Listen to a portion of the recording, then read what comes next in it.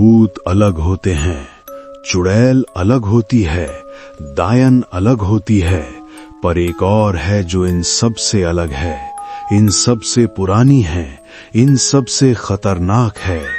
उसे कहते हैं पिशाचिनी। ये वो शक्ति है जिसका जिक्र गरुड़ पुराण में है, भागवत पुराण में है, तंत्र के सबसे पुराने ग्रंथों में है। ये वो औरत है जो मरती नहीं, ये वो औरत है जो सालों से एक ही जगह रहती है, और ये वो औरत है जो रात को मर्दों को बुलाती है, अपनी तरफ खींचती है, और जो भी उसकी तरफ गया वो कभी वापस नहीं आया, या अगर आया तो वो पहले जैसा नहीं रहा। तुम सोच रहे होगे ये तो बस एक पुरानी कहानी है, ग्रैंडमा स्टोरीज हैं, पर नहीं।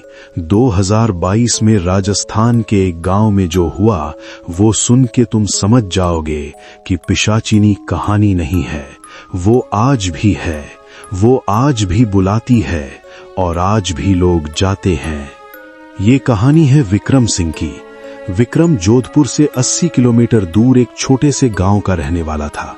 गांव का नाम मैं नहीं लूंगा क्योंकि वहां के लोग नहीं चाहते कि दुनिया को पता चले। विक्रम 28 साल का था, शादीशुदा, बीवी का नाम था कविता, एक छोटा सा बेटा था अर्जुन जो 4 साल का था। विक्रम खेती करता था, सीधा साधा इंसान था, मेहनत करता था दिन भर, शाम को घर आता था, खाना खाता था, सो जाता था। जिंदगी सिंपल थी। विक्रम के पिताजी थे भैरव सिंह, उम्र 60 साल, पुराने ख्यालों के आदमी थे। वो गांव के बारे में सब कुछ जानते थे, हर पुरानी कहानी, हर राज, हर वो बात जो नई जनरेशन को नहीं पता।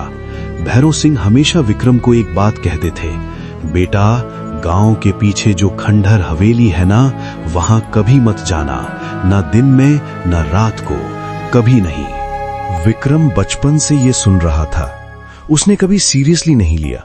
वो सोचता था बापू पुराने आदमी हैं, डराने के लिए बोलते हैं। पर भैरव सिंह की आंखों में जो डर था वो एक्टिंग नहीं थी, वो असली थी। अब वो हवेली समझो, गांव के पीछे लगभग 2 किलोमीटर दूर एक पुरानी हवेली थी। कोई नहीं जानता वो हवेली किसने बनाई थी, कब बनाई थी। सिर्फ इतना पता था कि 150 साल से ज्यादा पुरानी है। हवेली अब खंडर हो चुकी थी, दीवारें टूट चुकी थीं, छत गिर चुकी थी आधी, पर हवेली की एक चीज आज भी इंटैक्ट थी। वो था एक पुराना तालाब जो हवेली के पीछे था। ये तालाब सूखा नहीं था कभी, चाहे कितना भी गर्मी हो, चाहे कितना भी सूखा पड़े, तालाब में पानी रहता था। काला पानी, गंदा नहीं पर काला, जैसे अंदर कुछ हो जो रोशनी को सोख ले।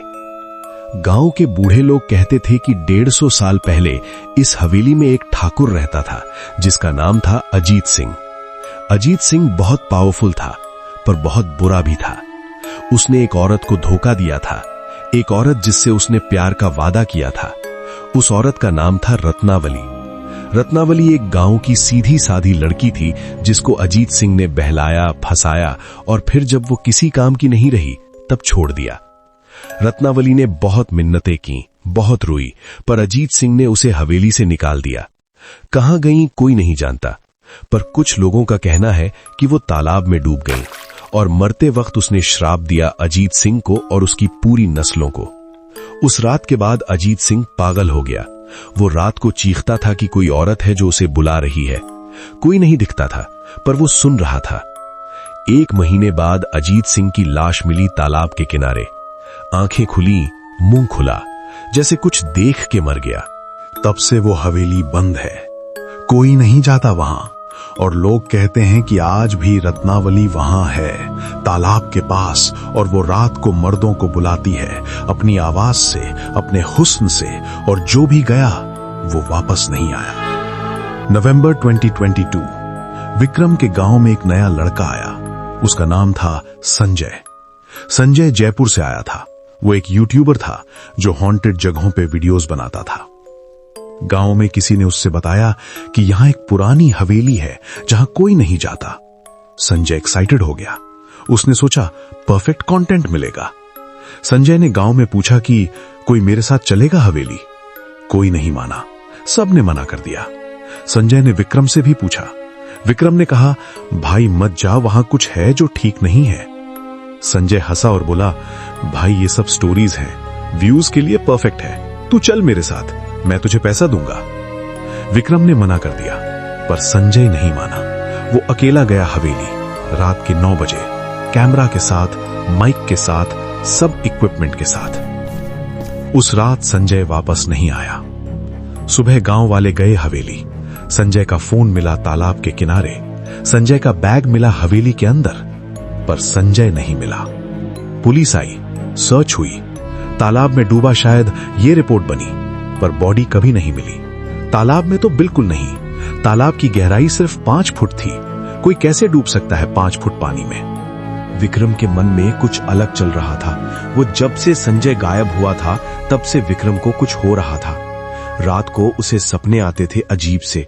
वो तालाब देखता था सपने में, वो हवेली देखता था, और वो एक औरत देखता था जो पानी से बाहर आ रही थी। औरत बहुत सुंदर थी, इतनी सुंदर कि देखते रहने का मन करे। वो औरत विक्रम की तरफ देखती थी और मुस्कुराती थी। फिर वो विक्रम का नाम लेती थी, बहुत प्यार से, बहुत नरम आवाज में, विक्रम इधर आओ, मैं तुम्हारा इंतजार कर रही हूं।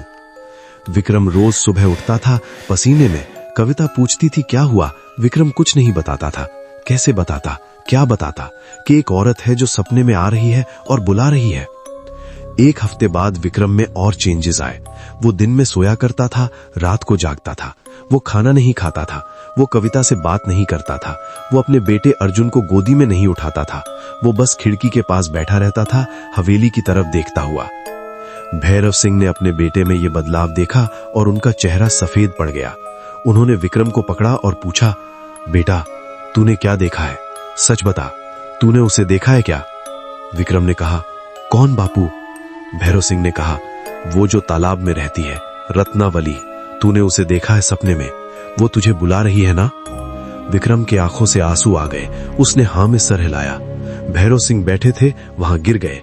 उन्होंने कहा, ये वही हो रहा है जो मेरे बड़े भाई के साथ हुआ था 50 साल पहले। वो भी गया था उस हवेली में, वो भी वापस नहीं आया। पहले सपने आए थे उसे भी। भैरव सिंह ने बताया, जो सुन के विक्रम की रूह कांप गई। 50 साल पहले भैरव सिंह का बड़ा भाई था मोहन सिंह, उम्र 25 साल, हैंडसम था, जवान था। उसे भी सपने आए थे उसी औरत के। वो भी बदला था धीरे धीरे। वो भी खाना बंद, बात बंद, नींद खत्म। एक रात मोहन सिंह उठा और सीधा हवेली की तरफ चला गया। भैरव सिंह ने देखा था अपनी आंखों से। वो चिल्लाया था, भाई रुक जाओ, पर मोहन सिंह रुका नहीं। वो ऐसा चल रहा था जैसे कोई उसे खींच रहा हो, जैसे उसकी मर्जी नहीं थी पर पैर खुद चल रहे थे। भैरव सिंह पीछे भागा, पर हवेली के पास जाके वो रुक गया। उसे लगा कोई है वहां, कोई देख रहा है। वो डरा और भाग गया। सुबह मोहन सिंह की लाश मिली तालाब के किनारे। आंखें खुली, मुंह खुला, बिल्कुल अजीत सिंह जैसा। 150 साल बाद वही मौत। भैरव सिंह ने कहा, बेटा वो पिशाचिनी है, वो मर्दों को खींचती है, पहले सपने दिखाती है, फिर धीरे धीरे दिमाग पे कंट्रोल करती है, फिर एक रात तुम खुद अपने पैर से चले जाओगे उसके पास। तुम्हें लगेगा तुम अपनी मर्जी से जा रहे हो, पर वो तुम्हें बुला रही होगी, और जब तुम तालाब के पास पहुंचोगे वो तुम्हें अंदर खींच लेगी, हमेशा के लिए। विक्रम डर गया। उसने कहा, बापू बचाओ मुझे, कोई रास्ता है क्या? भैरव सिंह ने कहा, एक रास्ता है पर बहुत मुश्किल है। गांव में एक बाबा है, कालू राम बाबा, जो तंत्र जानते हैं, वो शायद मदद कर सके। उसी दिन विक्रम को लेके भैरव सिंह गए कालू राम बाबा के पास। बाबा गांव से दूर एक झोपड़ी में रहते थे। उनकी उम्र का कोई पता नहीं था, कोई कहता 80 है, कोई कहता 100 है। बाबा ने विक्रम को देखा और तुरंत बोले, पिशाचिनी का शिकार है ये, बहुत देर हो चुकी है, वो इसके अंदर घुस चुकी है थोड़ी। विक्रम रोया। भैरव सिंह ने हाथ जोड़े। बाबा ने कहा, एक तरीका है, पर विक्रम को खुद करना पड़ेगा। मैं साथ दूंगा, पर लड़ाई इसकी है। बाबा ने बताया कि विक्रम को उस हवेली में जाना पड़ेगा, उस तालाब के पास, रात को, पर इस बार वो पिशाचिनी की तरफ नहीं जाएगा। वो उससे रोकना पड़ेगा, उसे कहना पड़ेगा कि मैं नहीं आऊंगा, और ये कहने के लिए विक्रम को अपनी पूरी विल पावर लगानी पड़ेगी। बाबा एक रक्षा कवच देंगे और कुछ मंत्र देंगे जो विक्रम को पढ़ने होंगे। अगर विक्रम कमजोर पड़ा तो वो उसी रात उस तालाब में होगा, हमेशा के लिए। पूर्णिमा की रात विक्रम गया हवेली। साथ में भैरोन सिंह थे, कालू राम बाबा थे और गांव के 2 और लोग थे। कविता घर पे थी अर्जुन के साथ। वो रात भर मंदिर में बैठी रही, दुआ करती रही। हवेली का सीन अलग था। रात को चांदनी थी पर वो जगह अंधेरी लग रही थी। हवा नहीं चल रही थी पर ठंडी थी बहुत। तालाब का पानी चमक रहा था चांद की रोशनी में, पर वो चमक अच्छी नहीं थी। विक्रम तालाब के पास गया। बाबा पीछे थे, भैरव सिंह दूर खड़े थे डर के मारे। और तब विक्रम ने सुना वो आवाज, विक्रम आ जाओ, मैं तुम्हारा इंतजार कर रही थी। कितने दिन लगा दिए तुमने, अब और मत तड़पाओ। आवाज तालाब से आ रही थी, पानी से। विक्रम ने देखा पानी हिल रहा है, कुछ बाहर आ रहा है धीरे धीरे। पहले बाल दिखे, काले लंबे बाल, फिर सर दिखा, फिर चेहरा। चेहरा बहुत सुंदर था, इतना सुंदर कि विक्रम का दिल बोला, जा इसके पास, ये तेरी है, ये तुझे प्यार करती है, जा। विक्रम का पैर उठा आगे जाने के लिए। तभी बाबा ने जोर से मंत्र बोला और विक्रम के कंधे पे हाथ रखा। विक्रम रुका। पिशाचनी पानी से आधी बाहर आ चुकी थी। उसका चेहरा बदला, वो सुंदर नहीं रही, वो कुछ और थी। उसके दांत नुकीले थे, आंखें काली थीं पूरी, चमड़ी सफेद थी जैसे कभी धूप नहीं देखी। वो चीखी, ऐसी चीख जो विक्रम के अंदर तक गई, तुम मेरे हो, तुम छोड़ के नहीं जा सकते, मैंने तुम्हें चुन लिया है। विक्रम ने अपनी पूरी ताकत लगाई। उसने चिल्ला के बोला, मैं नहीं आऊंगा, तू मुझे नहीं ले सकती, मैं अपनी बीवी का हूं, अपने बेटे का हूं, तेरे साथ नहीं जाऊंगा। बाबा ने मंत्र पढ़ा जोर जोर से। पिशाचनी का चेहरा बिगड़ा और बिगड़ा। वो चीखती रही। पानी उबल रहा था, हवा चली बहुत तेज। विक्रम गिरा जमीन पे, पर वो रुका नहीं। वो कविता का नाम ले रहा था, अर्जुन का नाम ले रहा था। और फिर अचानक सब शांत हो गया। पानी रुक गया, हवा रुक गई, वो चली गई। बाबा ने कहा, आज के लिए गई है, हमेशा के लिए नहीं। पर तूने रोक दिया, तेरी विल पावर ने बचाया। अब इस जगह कभी मत आना और अपने घर में ये कवच रखना हमेशा। विक्रम जिंदा बच गया। वो घर आया, कविता ने उसे गले लगाया, अर्जुन उसके पास आया। विक्रम बहुत रोया उस रात, पर विक्रम पहले जैसा नहीं रहा। वो अब मुस्कुराता नहीं है ज्यादा। वो अब रात को उठ जाता है कभी कभी। वो खिड़की से बाहर नहीं देखता अब। वो हवेली की तरफ कभी नहीं देखता। और जब भी तालाब या पानी की बात आती है, विक्रम वहां से चला जाता है। भैरव सिंह कहते हैं कि पिशाचिनी अभी भी है वहां। वो किसी और को ढूंढेगी अब, कोई और जवान मर्द जो अकेला हो, जो कमजोर हो, जो उसकी आवाज सुन सके। वो फिर वही खेल खेलेगी, सपने, पुकार और फिर तालाब।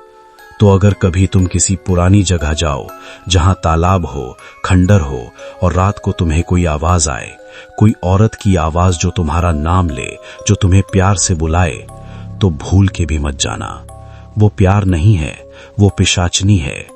और वो तुम्हें चाहती नहीं, वो तुम्हें खाना चाहती है। क्योंकि रात सिर्फ अंधेरी नहीं होती।